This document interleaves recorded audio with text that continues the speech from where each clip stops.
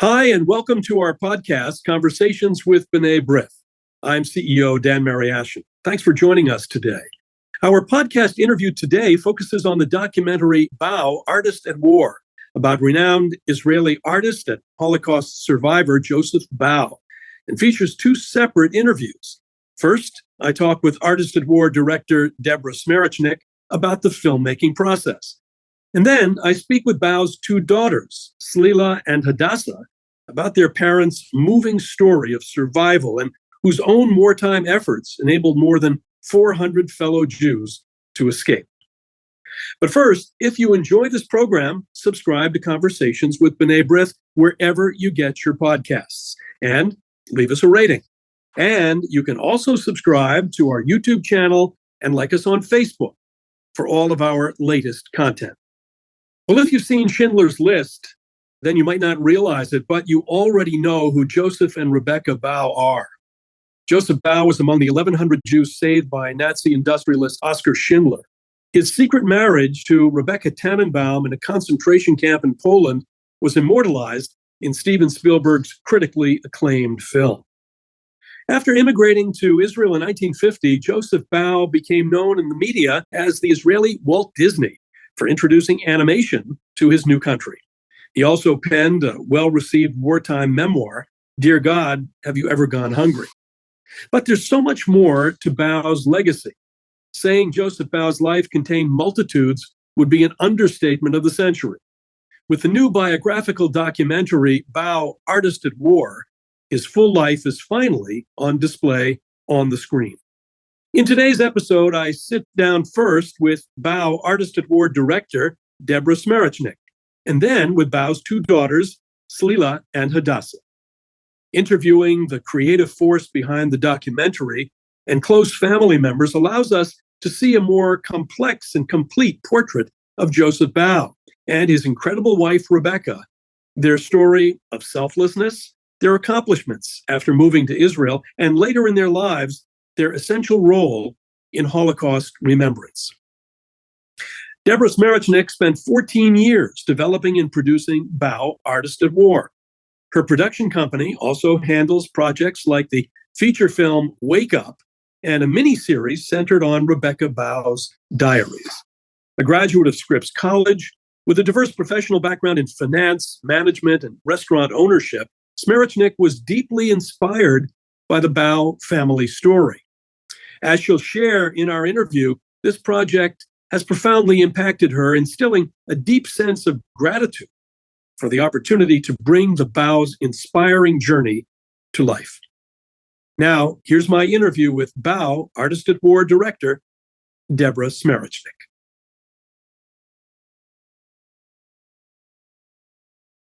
Deborah, thank you for being here with us today. Excited to speak with you about your incredible work on Bau, Artist at War. Thank you. I appreciate you having me. Thank you so much. Well, before I ask you about Bau, Artist at War, I'd like to know how you became a filmmaker. Describe your background and where your interest in this profession stems from.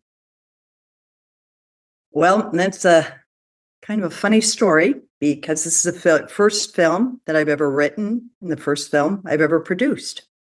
So, and I'm at that age where that would be very unexpected. But I went to Israel and was so inspired when I was 50 by their story. I was just amazed at how well they told their story. They would go around the world, the daughters of Joseph and Rebecca Bau, and they would tell their story to all kinds of different groups. There were travel groups that would come. There were people of different faiths that would come and hear their story. And I thought, this has to be made into a movie. It's just such an incredible story. So from that point on, I just focused on wanting to get that done. I had asked them, actually, at the presentation they'd given us in Jerusalem, I had asked them if anyone had ever offered to make it into a movie. And they said, well, yes, people have suggested it should be a movie, but nobody's really taken the effort. And I just decided from that point on that I would do all I could to put it into a movie. You know, I know how you feel, and we're going to talk about the museum, little museum that they have a little bit later on, but anybody who has visited that museum in Tel Aviv and has heard his story, Joseph Bau's story, walks away saying, as I did, wow, I didn't know about this guy and his important achievements in many different areas. But we'll get to that a little bit later. Share with us a little bit insights into his life and his wife's life and notable achievements, particularly as portrayed in Schindler's List. Yeah, unfortunately, in Schindler's List, we just see a small excerpt of their lives, and that was when they were getting married under a chuppah in the women's barracks. And that was all we see of them. We do see that he was the map maker, she was the manicurist for the evil commandant, and their lives were so undercover that when people were helping other people in the camps, it had to be kept so secretive, so no one would have the information of who was doing it and betray one another, but also that the other people that were involved and were part of the team of people helping one another in the camps, that they would not be killed. So it's quite a story of how he was forging documents, and because his background was graphic artistry, so he had, quite a skill of, drawing, of writing. He was very good with letters. He had studied graphic lettering, and his ability to forge documents so accurately with just not even, I don't think they were even pens. I'm not sure if it was just stencil, pencils, what it was, chalk. I'm not sure how they did those documents, but he was amazing. He was just incredible with how he could forge these documents. And those documents were the documents that got people out of the camps or out of the ghetto. He started in the ghetto, and then he helped people to get out of the ghetto to go back to family members and things like that. So she was the manicurist who would overhear. She is Rebecca, his wife. It's Rebecca, right. And she would overhear the list of people who were being killed that day. Or the next day, she would see the list that they would write up of the people they were going to execute. And she would do all she could to hide them. There were 20,000 people in the camp at that time. And they were very clever in how they would put them either in the latrines or up in the rafters to make sure guards couldn't find them. And then he helped actually get the prisoners out of the camp. So that's a whole. So the Baus met in the camp. Is that where they first met each other? Yeah, early 20s. And they met each other there and fell in love. And that was another thing that was very taboo in the camps. They were not given the right to even hold hands. And so having a marriage in the camp was really risky. So describe the narrative of Bau, Artist at War, as well as the reception that it's received so far. I know that it was shown in Florida and it was very well received. Tell us about that. But first, talk about the narrative. Well, they both have such amazing stories that it was hard to put it into just 2 hours. It was very difficult to limit the whole scope of their lives in 2 hours because they are just such industrious, amazing, like they both had that joie de vivre of no matter how awful life was, they were going to get through it, and they were going to do it with humor and love for one another and love for others. And so their story starts, she was born, well, we don't bring in their past in this movie. And I'm going to limit even talking about that because we are going to do a television series on their lives. So I won't get into that. But it begins with them in the Krakow ghetto. And that's where the whole story starts. I should say there's a flashback scene from the beginning when he's actually in Tel Aviv telling the story to a attorney who is asking him about his life and recording his life. And the attorney is trying to get him to speak at a trial that will actually, where he will be a witness against the man who killed his father in the camp. and that was a guard, Franz Grun.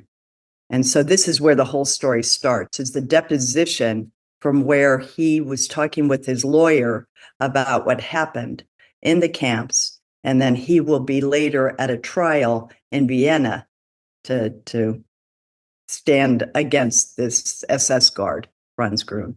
I think it's important to note. Now, this is a theatrical film. This is not a documentary. Right. Why did you choose to do it that way and not to do a documentary? Because there seemed to be enough materials to put together that you could do right. the documentary. But why did you choose to do it the other way? Right. I just thought it would be more inspiring. Well, the other thought is that more people usually go to see movies than they do watch documentaries. So I was thinking I want as many people to see this as possible because it's such an inspiring story.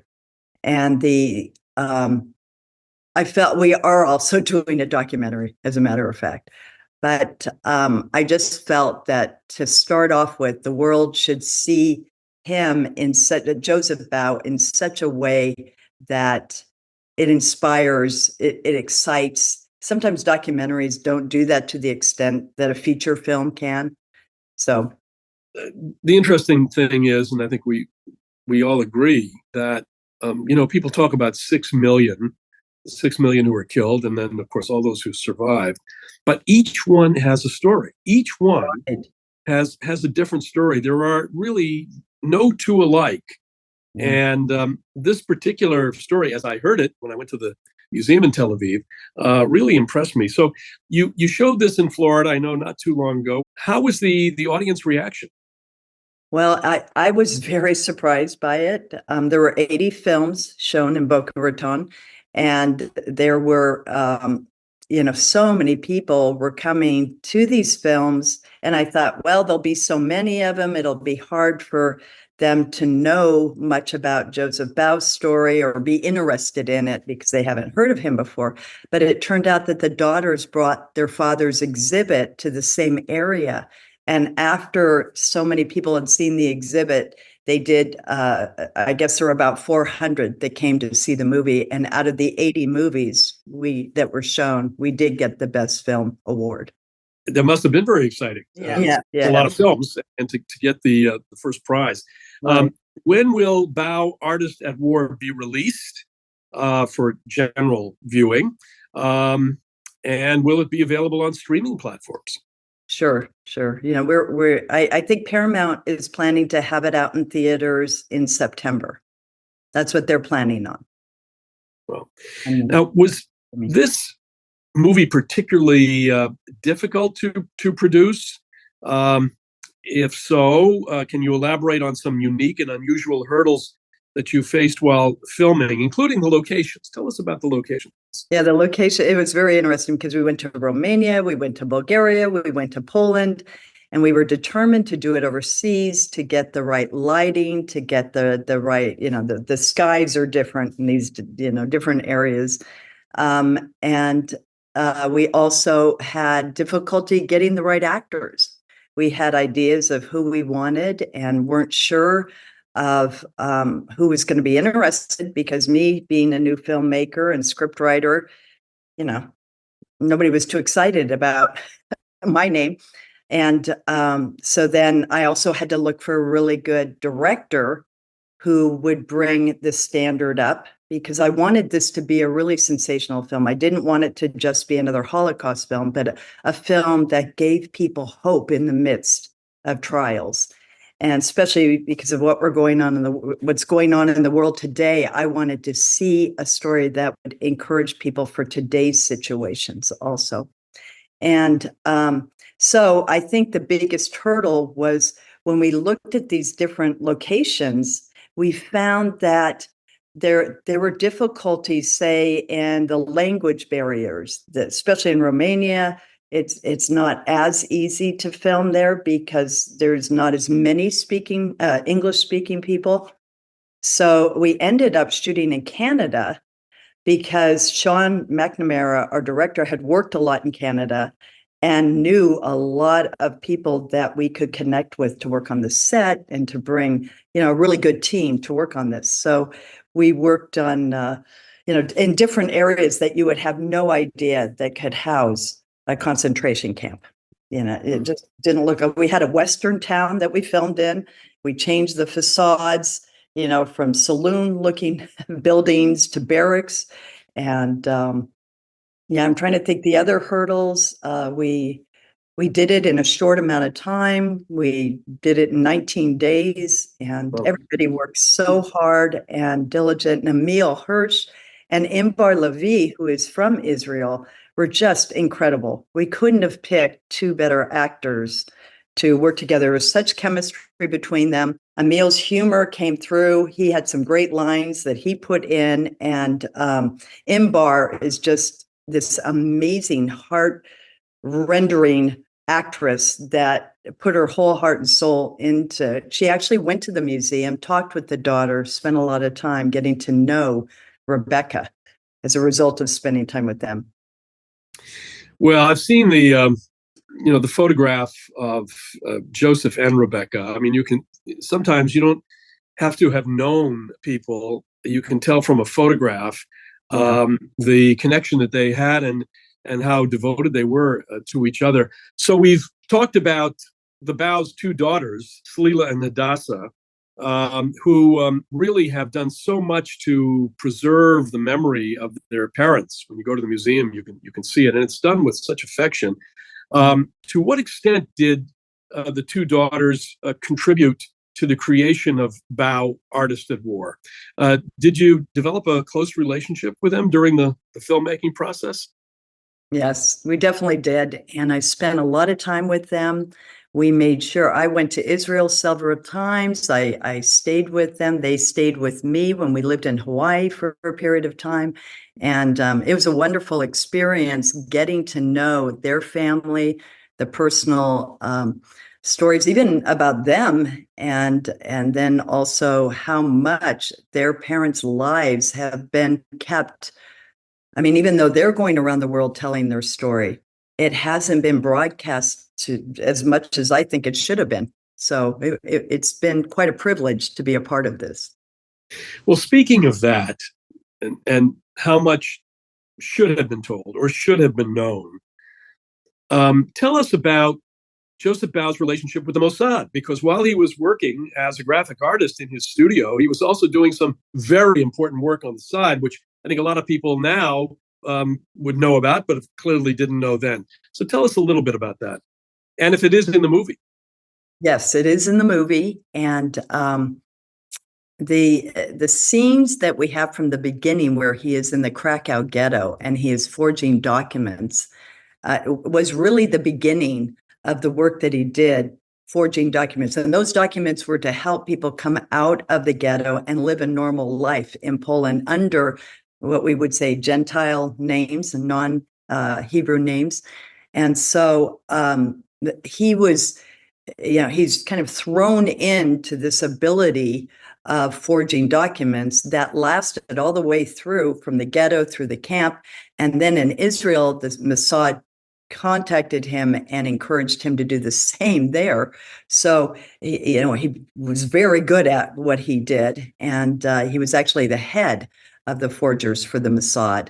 And so this is shown in the movie. We have his handler talking to him, and we flash back and forth from Tel Aviv to the Holocaust. And that, to me, made the movie very interesting. That, to me, brought an element of surprise and excitement about this man's life because he was constantly taking risks for the welfare of others. And also at the expense of his own profile. Right. Exactly. Because he could be known, but not too well known, given the important work that he did. And he provided documents in a couple of instances for some very important activity on behalf of the state of Israel. Right. Well, do you think the film will have, of course, it's not yet out, but beyond the film festivals, but do you think the film will have any impact on the status of the Joseph Bau Museum? I know that there have been some concerns that the building has been taken over, Right. that it will be turned into something else. And the sisters are concerned because I think being in his actual studio is different than what could be if these items were to be taken to another place and displayed. But are you hoping that the film will, by bringing Joseph Bau's name out, either reminding people of who he was or introducing people to him, that it could have some impact on the future of the museum? I'm hoping so. I'm very much hoping and praying that they will not have to move their museum and that they can get a lot of support to keep it there, because that's what they're going to need. The building has been bought by someone else, and they are wanting to do something completely different with the building and not too concerned about the museum. So, they need help. The daughters need help right now. Well, he's a man who made really tremendous contributions to his country, and contributions to the field of graphic arts in Israel. I know that some of those posters that are up in the museum, when friends of mine saw it, they said, "Oh, I remember that poster. I remember that product. That it was Joseph Bau's work." That's right. So you mentioned earlier that you may be working on a documentary, and how would that differ, or how will it differ from the film that you made? Yeah, well, like I said before, we're going to show much more about how their lives started when they were young, what they went through as children, and then what led them to be the people they were during the Holocaust and on. And then a lot more information about, I would say, I'm trying to think of things that weren't in the film. We're going to give a lot more details of what actually transpired to get them from this situation to another situation, and be very specific, because some of the things that happened were so hard to believe that it was hard to put it in the movie. Sometimes you just can't put actual facts into the movie because it doesn't seem like it could be believable. So we want to fill in the gaps that were missing in the movie and make sure they're in the documentary or on the TV series, because we're going to do the TV series off of Rebecca's diaries. Well, a lot of information in there. Looking forward to all of that. Yeah. Bau, Artist at War, produced and co-written by Deborah Smerecnik, is scheduled for a theatrical release later this year.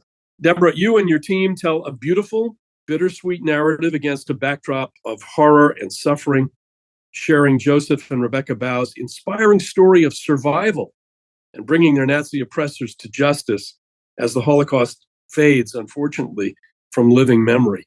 Thank you again for being here, and wishing you the utmost success with the film. Thank you so much. I really appreciate you having me. We just heard from Bau, Artist at War director Deborah Smerecnik. Next, I speak with Joseph and Rebecca Bau's two daughters on their parents' incredible story of survival, triumph, and remembrance. Both children have dedicated much of their lives, including running the Joseph Bau Museum in Tel Aviv, to continuing their parents' legacy, especially as the Shoah fades from living memory. Now, here's my interview with Clila and Hadasa Bau.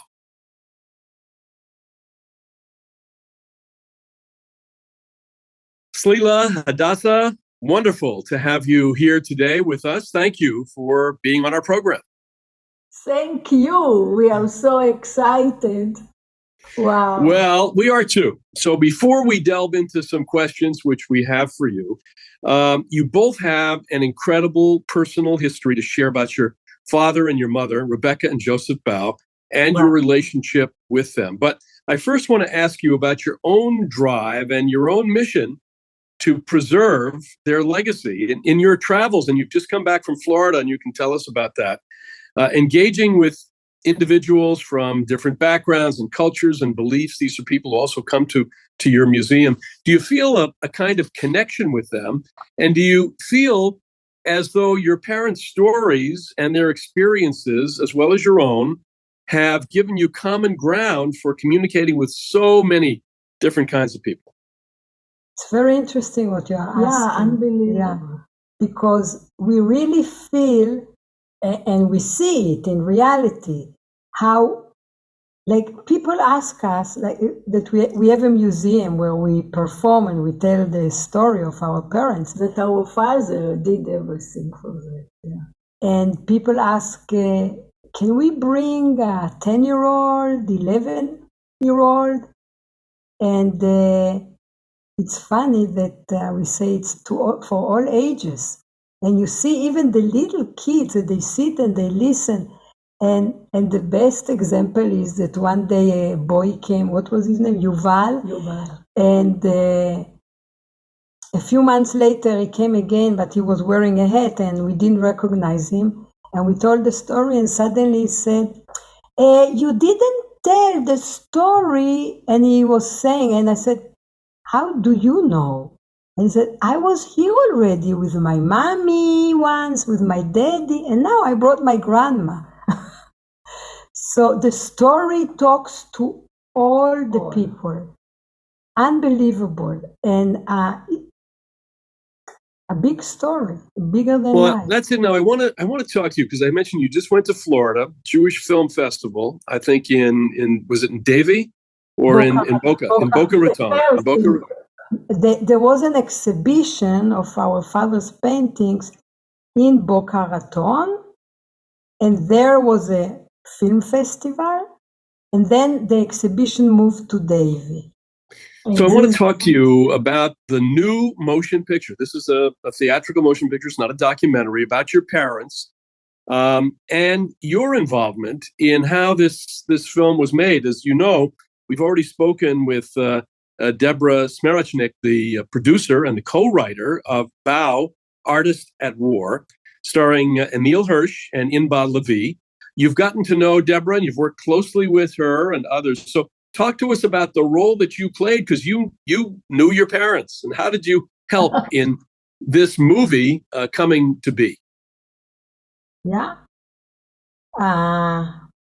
So what, do you want to hear the whole thing? Well, I'd like to hear how did Deborah approach you? Who approached you with this idea that they should do not just a documentary, because documentary would be excellent, and I know they're thinking about doing a documentary, but this is a theatrical motion picture. It's about the story of your father and your mother. So you knew them.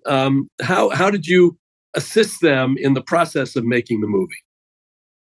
We, like you said before, we lecture in Israel and all over the world. And when groups come to Israel, and if it's a big group, they cannot come into our museum because we have room only for 50 people. So the group came, and there were more than 50. So the leader, her name is Oskar Schindler. She invited us to tell the story to her group in a hotel in Jerusalem. And we came in the evening, and Rosemary says to us, do you know that tonight is the last night of the group, and they're very tired, they're leaving tomorrow morning, and as usual, you know, the whole group comes and we get a big room where they sit and we tell the story.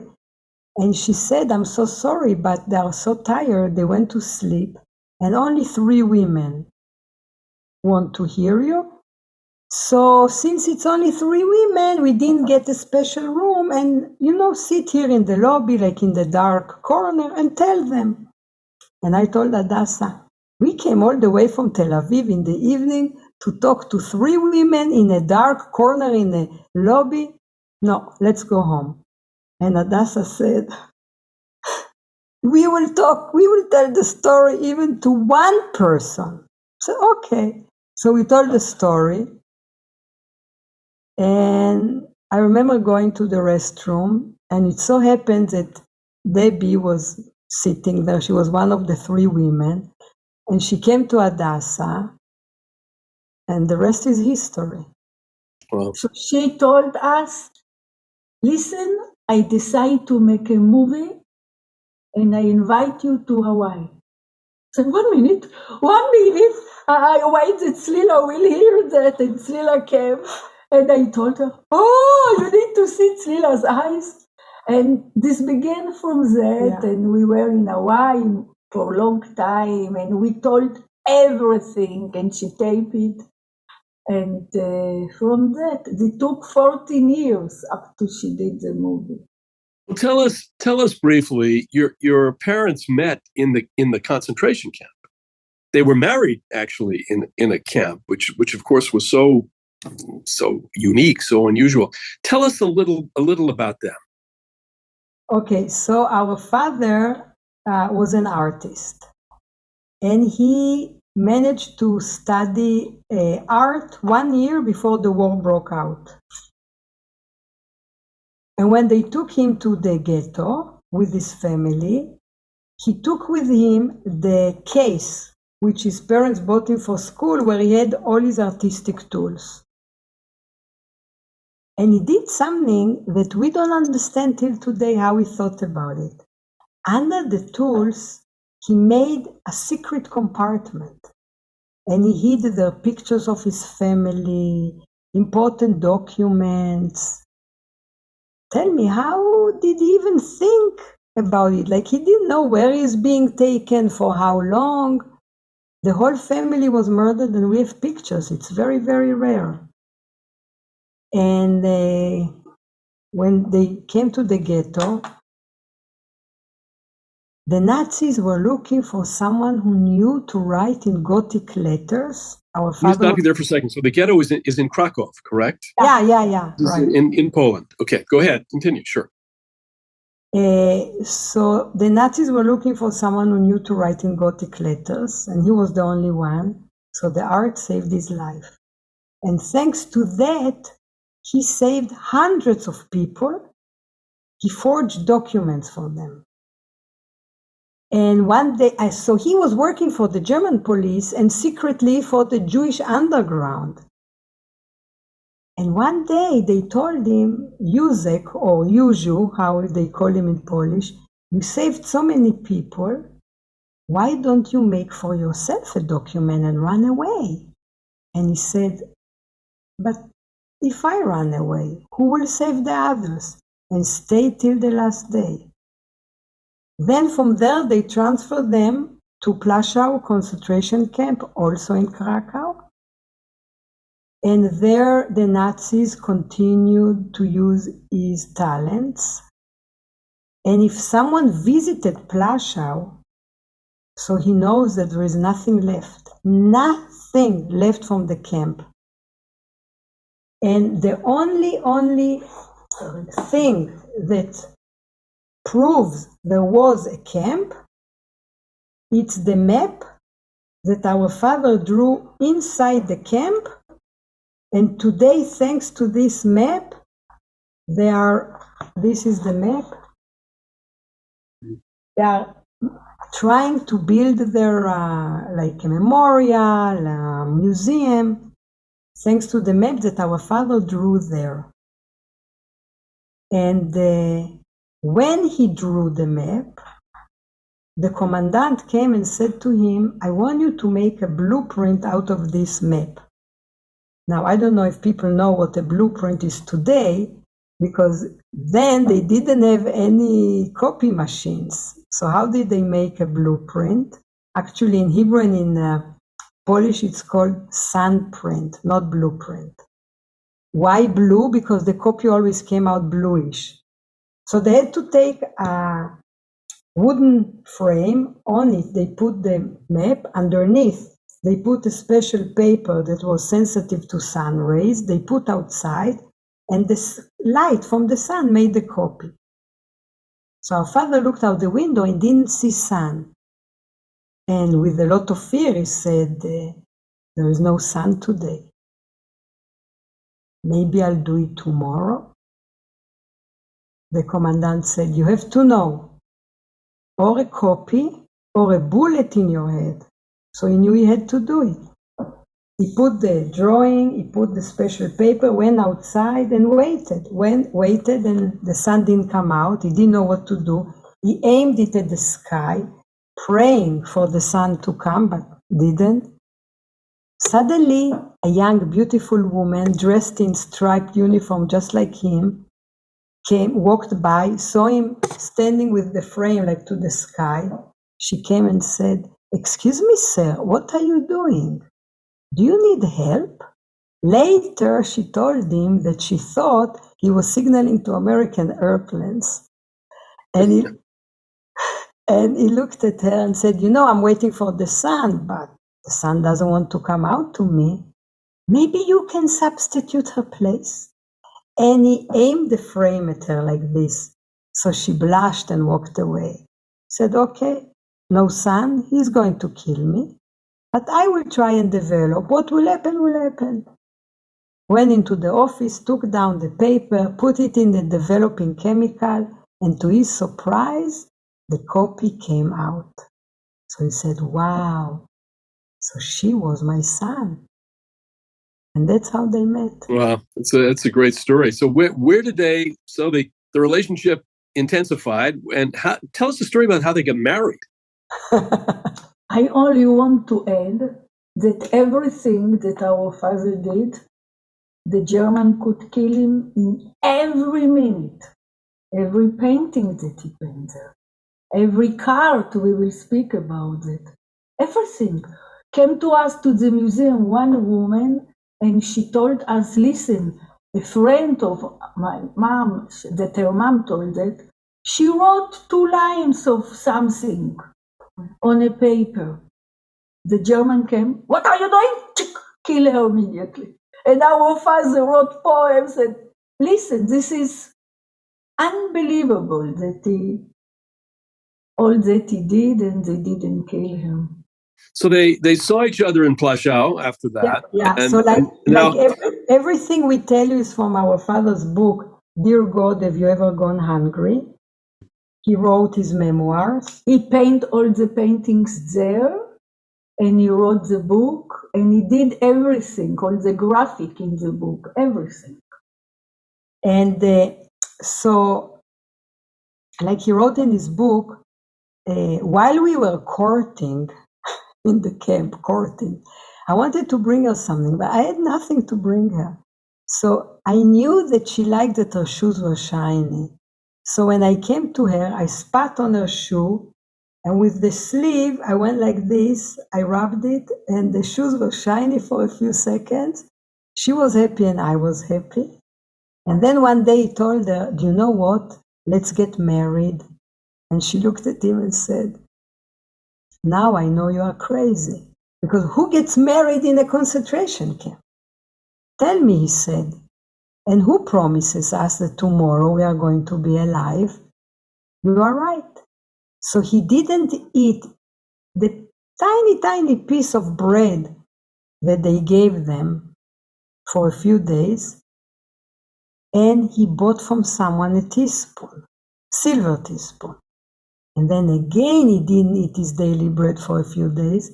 He gave it to a jeweler who made for me 2 wedding bands. Look what he did for love. He didn't eat for days, and they only met. And who performed the wedding? His mother. Wow. Now, this movie was so well received at the film festival in Boca that I understand it won first prize. Right. What would you like people who see the movie to take away from it once it goes into theatrical release, and it will, and a lot of people are going to see this movie. So what would you like people to take away from it after they've seen it?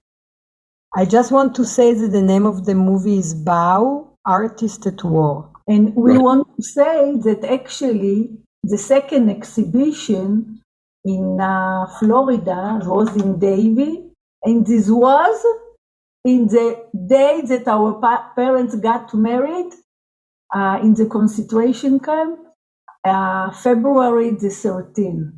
80 years. 80 years. And all the year now we celebrate their 80 years. Yeah. And they, yeah. Go ahead. No, and we didn't know actually. This is a long story. But no, that they got married in Valentine's Day because this was 13 and 14 in February. It's a love day.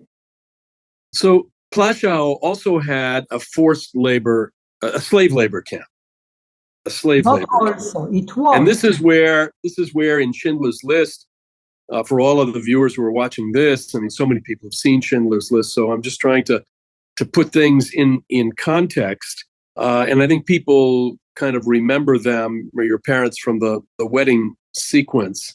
Tell us about, let's go back to your father's background and his education that he brought into this terrible situation, and the skills that allowed him to survive not only in Plaszow, but in Gross Rosen and in Brunlitz. I mean, he brought his skills with him and was able to survive in each of these situations. And how did he and your mother stay together during this sequence of being interned in these camps?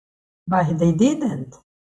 They got married, and our mom, first of all, we didn't say that the scene in Schindler's List where they show a wedding, it's our parents.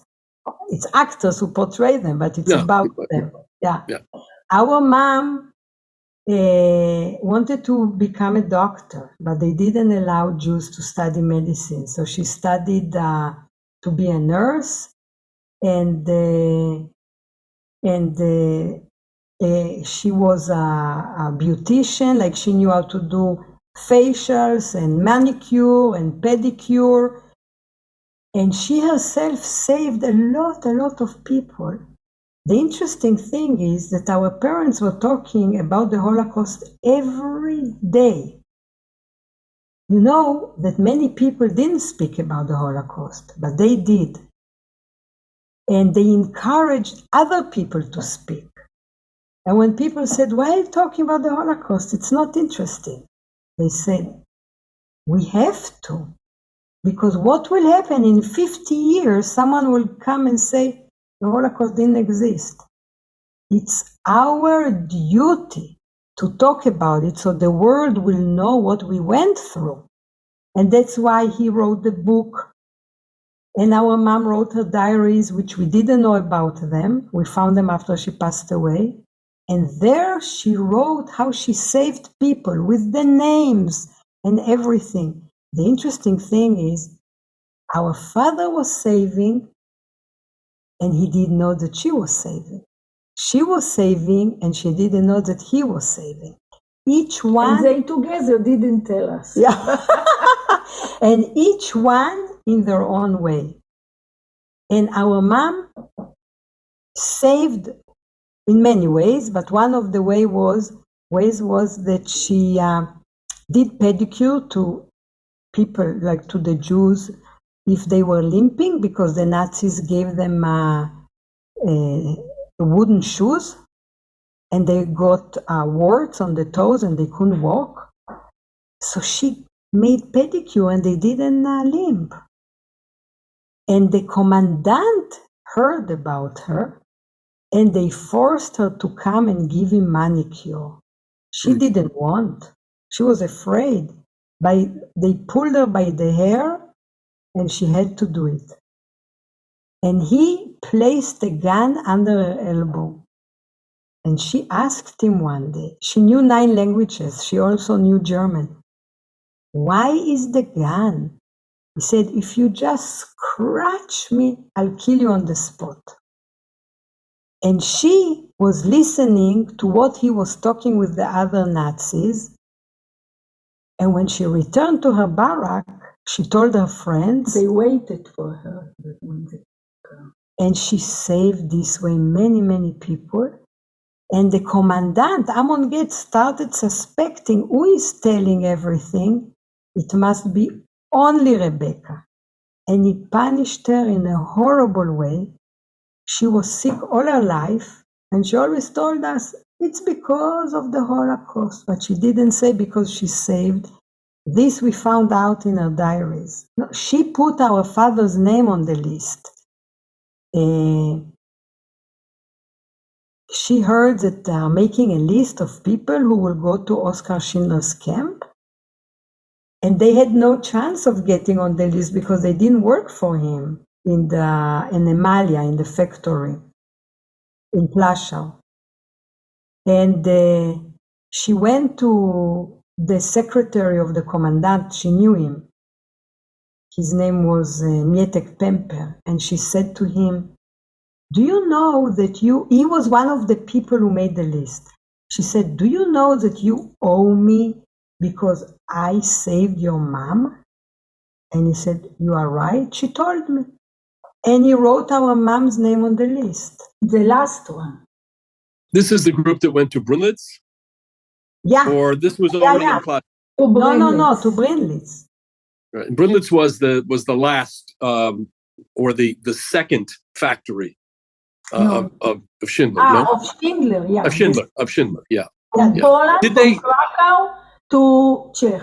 Yeah. Did they, after the war, so the war ends, the camps are liberated, and your mom and dad are in Brunlitz together? No.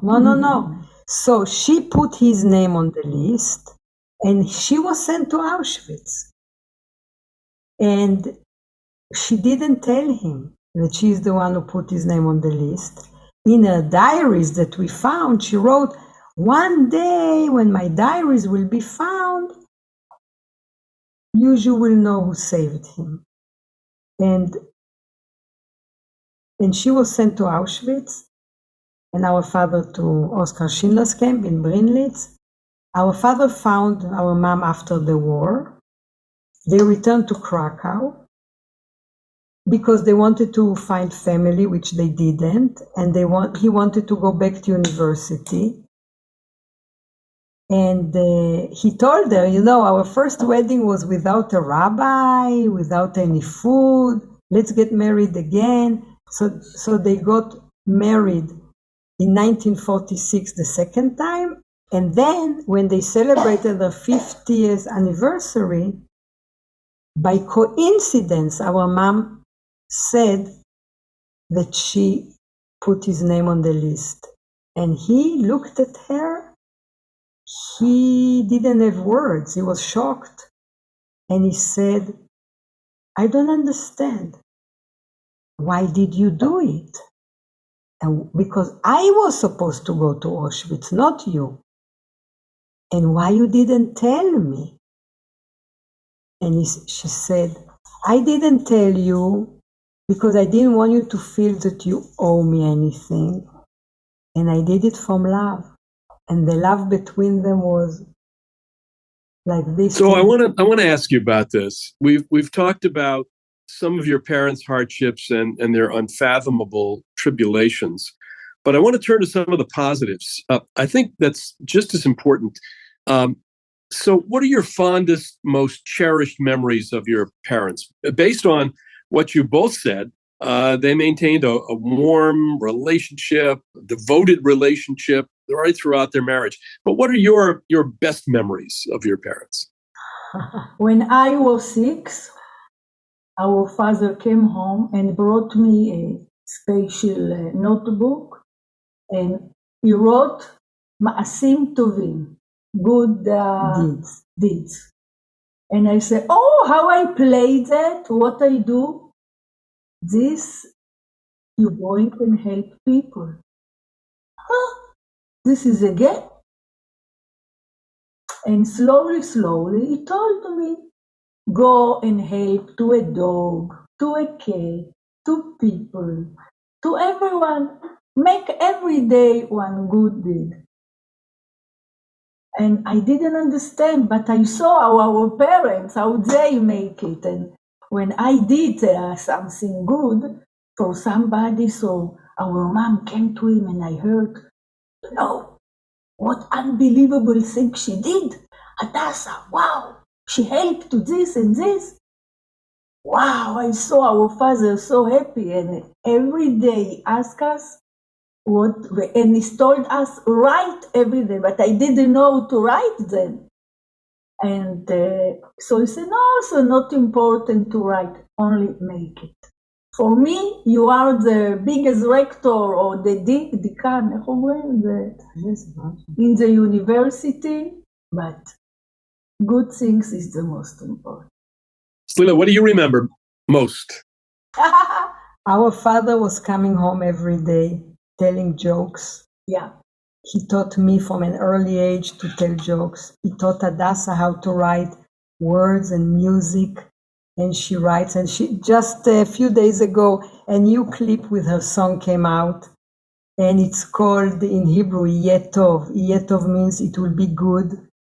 And yesterday we had a group in the museum, people that their houses were destroyed in October 7, and now they are staying in hotels all over the country. So they came, a group came to us to the museum, and they were listening to the story, and they were very, very moved. And then we sang the song, and the song says, it will be good, all the soldiers will come back and the hostages. And it's a very optimistic song, and people are singing with us. And then in the end, one of the women said, you know what? If you tell us and we are here and we feel your parents' presence, I feel it will be good. Thank you. And he started crying, and I'm crying too, because it was really, really touchy, really. And we feel that the story has such a big impact on people, to see how people, a couple who went through such horrible hardship. Our father saw how they shot his father in front of his eyes, and they didn't lose their optimism. They saw everything pink, our mom and our father. And not only that, saving people. Our father saved by telling jokes. And we have those jokes. But too bad we only have the punchline, because he only wanted to remember what is the joke about. But I want to talk about your father for a second. He was, because there's an extra story in here. Now he was a poet, an inventor, an accomplished graphic artist, and Israelis who see his work, they recognize it right away. He was an animator. He was Israel's Walt Disney. He accomplished so much and so many things, from that little case in the beginning with his artist's tools. But there's another side to his story, his work for the Mossad. Talk to us about that part of his life. So 2 years after he passed away, his paintings about the Hebrew language, because he researched the Hebrew language, he wrote a book about it by the name B'rith Milah. I'll show it to you. And he found the humor and the logic in the Hebrew language. He's the only artist in the world who painted the language, each word with a painting. And those paintings are also exhibited in the exhibition now. There was in Florida, and it's a traveling exhibition. And it was exhibited in the Knesset. And Shimon Peres, Ruby Rivlin, Knesset members were talking about him. And Hadasa and I were surprised. And I said to her, like this, tell me, from where do they know him? Because we were used to that no one knew him. And then someone got up and said, I'll tell you something even the daughters don't know. Joseph Bau was the main graphic artist of the Mossad, and he's the one who forged documents for the spies, for Eli Cohen, to catch Adolf Eichmann in Argentina, and for the whole team that went to catch him. And Hadasa and I are sitting, and our daddy? And slowly, all the things from the past started falling like in a puzzle. And so he lived. Well, it's a great story, and really, he played such an important role in the security of the state of Israel, and really, it's a great story which has to be told more often. Right. I have one question before we wrap up, and it's about the museum. Your father's love of art and his great ability as an artist saved his life. The Joseph Bau Museum in Tel Aviv, and I've been there, honors his legacy as one of the first graphic artists in Israel, and is also vital to Holocaust remembrance because of his story and the story of your mother. Now, you've both been running the museum for 25 years. The last few have been difficult. Tell us about the status of the museum today. Because what you do is when you go into the museum, just for our viewers, when you walk in, you're walking into his studio. It's as if he's there, because you see the tools that he used, you see the cameras that he used for photography and animation, you see the posters that were made for movies or made for food products and so forth. But tell us about the status of the museum today. Yeah, very important to add that our father built all the equipment by himself. He built the smallest movie theater. He built a movie projector from all different parts that he found. Yeah, our place is right now in a danger. They are going to tear down the building and they are kicking us out. And it's a very unique museum. You don't have a museum like this, not in Israel and not anywhere else, that it's from Holocaust to resurrections, the love of Israel, the love of the Hebrew language, the Museum of Animation, the Museum of Fonts, because our father created hundreds of fonts. And the smallest, not only Hebrew, also English. Yeah, but the most Hebrew. And it is very sad that, and we don't get support from no one because we are a very small museum. We're only 50 square meters. Usually a museum should be 200 square meters. And right now we are facing a terrible time because we don't know what will happen. We would like to buy the place, but also you need money to buy it, and also you need money to move the museum. And if we have to move, we have to copy it as it is, because it's very special. And we are looking for someone who could help us.